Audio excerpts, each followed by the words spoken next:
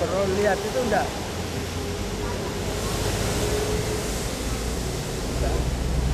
Nama saya Sutadi dari Fakultas Ilmu Fakultas FIPA itu, Fakultas Ilmu Pengetahuan Alam. Saya mendaftarkan PTM itu pada tahun 62. Pada waktu itu PTM memang ada tenaga pengajar yang dibutuhkan untuk luar Jawa. Saya mengikuti program PTM. Pada waktu itu yang mengetes adalah Pak Parno yang juga sudah pengalaman PTM. Tes yang pertama adalah tes ilmu pengetahuan yang dimana saya mengambil ilmu alam. Pada waktu memang soal tesnya itu sangat gampang karena mengharapkan supaya setiap orang yang atau setiap mahasiswa yang ikut program PTM itu bisa lulus tes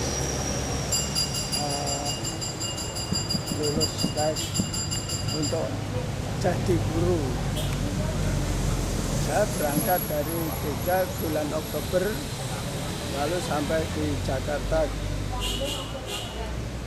2 hari mungkin di sana, lalu naik kapal. Jadi berangkatnya dari Jogja. Saya ditugaskan ke SMA Lok Sumawe, yaitu di Kabupaten Aceh Utara. Berangkatnya dari Jakarta naik kapal charteran Jepang yang namanya Kuan Maru. Saya berangkat dengan beberapa teman, antara lain Pak Sugiarto, Pak Imran, Pak dari Jogja itu Pak Ahmad Hasan, lalu saya. Lalu dari ITB ada 2 orang, dari Undip Unpad ya, dari Unpad ada 1 orang. Pada waktu itu saya naik kapal yang namanya Kuan Maru, yaitu charterer dari pemerintahan Indonesia dari Jepang. Pada waktu kami naik kapal, pengalaman di kapal yaitu waktu itu Pak Biarso itu ternyata mabuk laut, lalu saya persilahkan untuk jalan-jalan di kapal. Jadi saya waktu itu menumpang di bagian dek. Dek itu adalah suatu ruangan yang luas begitu, di mana penumpangnya itu seperti pengungsi sekarang ini. Jadi ruangannya luas, terbuka, lalu masing-masing kelompok itu punya tempat sendiri-sendiri, di mana di situ setiap kelompok itu hanya dibatasi dengan koper-koper atau bawaan-bawaan itu. Nah, di situ kita bisa berkenalan dengan banyak orang. Mungkin orang-orang dari penumpang-penumpang lain, dan berkesempatan juga sebenarnya mencari pacar. Dan ternyata teman saya itu ada yang mendapat pacar di kapal itu. Pacarnya lalu pada saat teman saya itu yang namanya Pak Asis itu mau pulang ke Jawa, itu bisa melaksanakan pernikahan dengan bekas pacar yang dulu ketemu di kapal. Kebetulan orangnya itu dari Aceh Tengah. Itu yang pertama. Yang kedua, di kapal itu ada pengalaman yang agak unik, yaitu pada saat makan itu kita diberi ada bel teng itu, lalu nanti orang itu urut seperti antre beras itu, membawa piring dan membawa sendok, lalu kita antre, nanti diberi nasi dan diberi ikan yang namanya ikan lauknya itu hanya ikan asin kira-kira sebesar ibu jari itu ya. Lalu setelah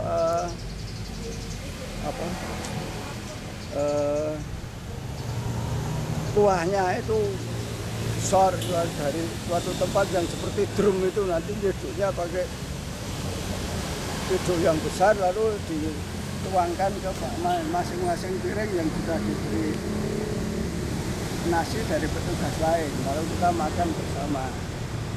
Itu pengalaman yang pertama, jadi makan bersama dari waktu kita antre nasi itu. Yang kedua, pengalaman yang kedua yaitu pada saat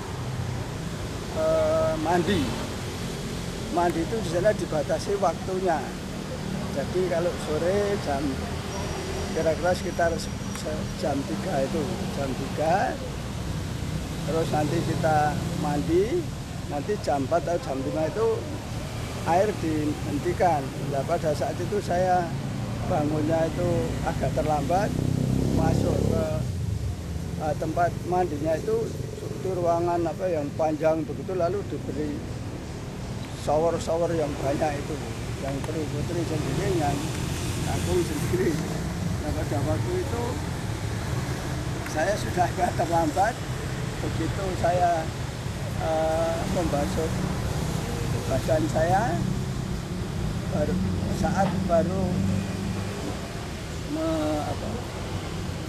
sabunan, lihat baru sabunan itu airnya berhenti. Bingung ini gimana, itu harus membasuh sabun yang ada di depan, yang ada di badan saya itu. Lalu sebentar kemudian ternyata keluar lagi air, tapi setelah saya gujurkan ke badan saya dari shower, itu ternyata air asin. Jadi pada waktu itu kami itu bilasnya pakai air asin. Wah, itu terpaksa ya.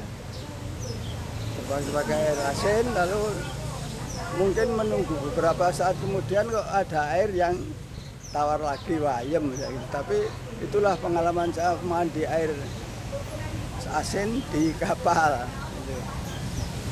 Lalu pada waktu perjalanan di kapal itu kami lihat memang tanah air kita itu cukup kaya dengan pulau-pulaunya. Kiri kanan kapal itu banyak pulau yang hijau-hijau, itu banyak sekali.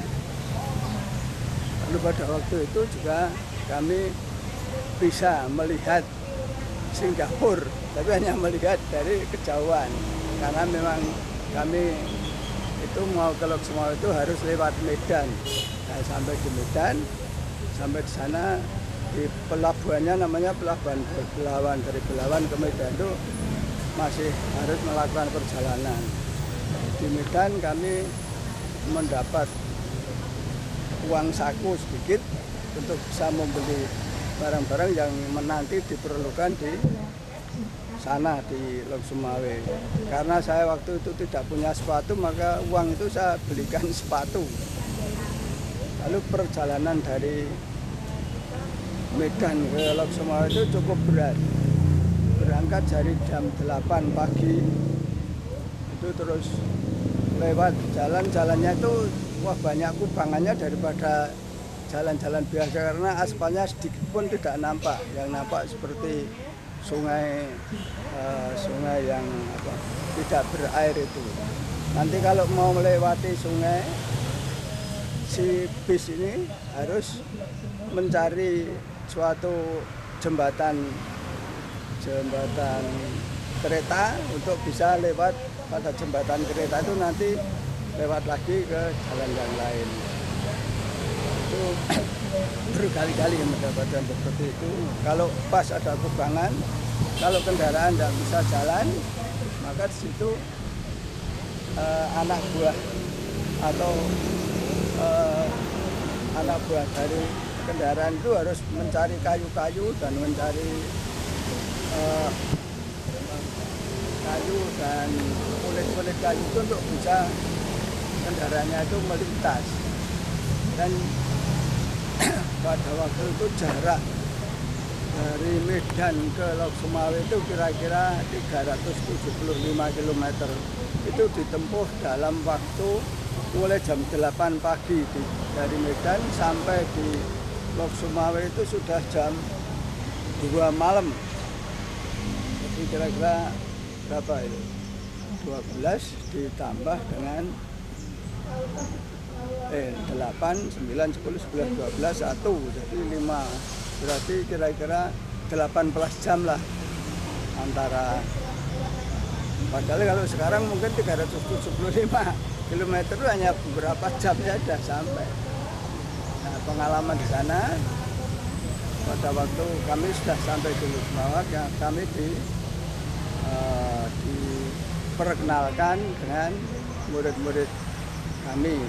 Pada waktu itu memang kami itu hanya mengganti kelompok yang sudah ada, yaitu kelompoknya Pak Dr. Soekarno dan kawan-kawannya, termasuk yang di Bandung itu siapa itu ya? Yang di Bandung itu lupa namanya, saya ada itu. Pengalaman di sana pertama kali kami guru-guru dari Jawa itu mengajar, karena memang belum pernah menulis di papan tulis ya. Jadi kalau nulis itu tulisannya istilah Jawanya menek begitu loh. Jadi papan tulis selalu mestinya kalau guru yang sudah pengalaman kan lurus ya, tulisnya itu menek itu.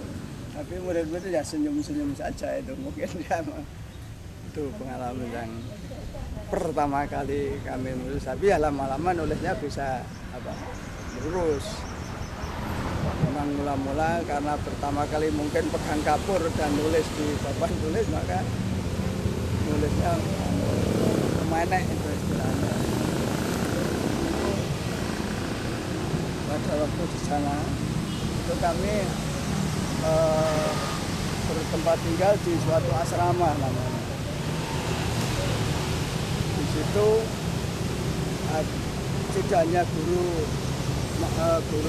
SMA yang ada, tapi ada guru SMP, 2 guru SMP. Nah ini sering-sering guru SMP ini sering karena membela istrinya sering cekcok.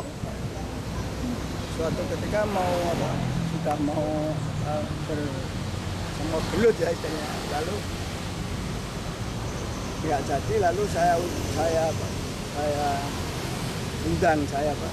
undang, lalu saya tanyakan, saudara itu kok jadi bermusuhan dengan itu gimana? Lah itu mula-mula istri saya, lalu tahu-tahu dia itu melempar batu ke tempat saya.